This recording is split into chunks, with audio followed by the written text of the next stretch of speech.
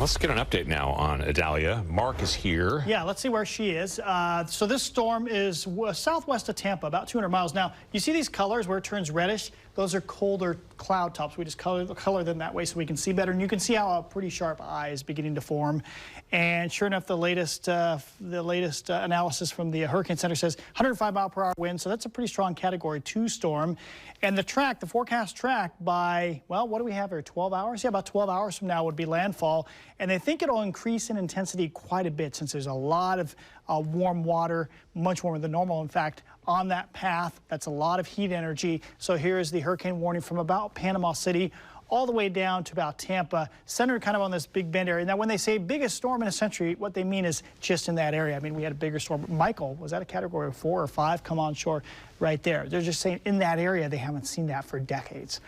Then, of course, it weakens as it moves over land, but it's going to cause a lot of trouble across northern Florida and also southern Georgia. And you can see the strongest wind, that's the white, which is gusts over 80, luckily staying offshore of the west coast of Florida until it gets up north and then moves right across this area, maybe this Deckle Beach or Cedar Key kind of in there, and then across southern Georgia. And by this time tomorrow evening, it should be very windy and stormy in Savannah on the Georgia coastline.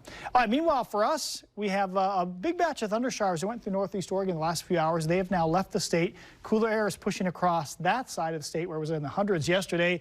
And we have showers here west of the Cascades. Look at that. We've got scattered showers right across like Brush Prairie, the eastern part of Clark County. Also a shower or two in Multnomah County. Looks kind of wet out towards Corbett and Springdale. Some showers kind of northeast of Oregon City here.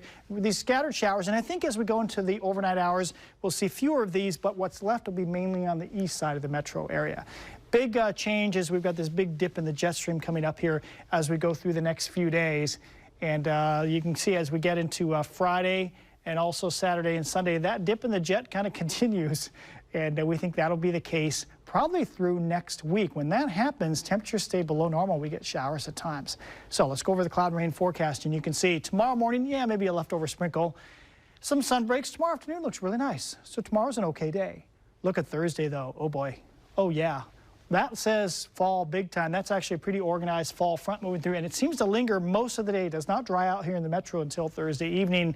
And then some of our models indicate what we call wraparound rain kind of coming over over the Cascades, continuing into Friday morning. Each model is different. Some have us dry Friday, some linger the showers into midday Friday. This model is much wetter, and it says a soaking a ½ inch or so, maybe significant rain in spots east of the Cascades. We will see how that plays out. But the point is, we're all going to see some sort of rain. It's not flooding rain, but it's going to be a nice soaking.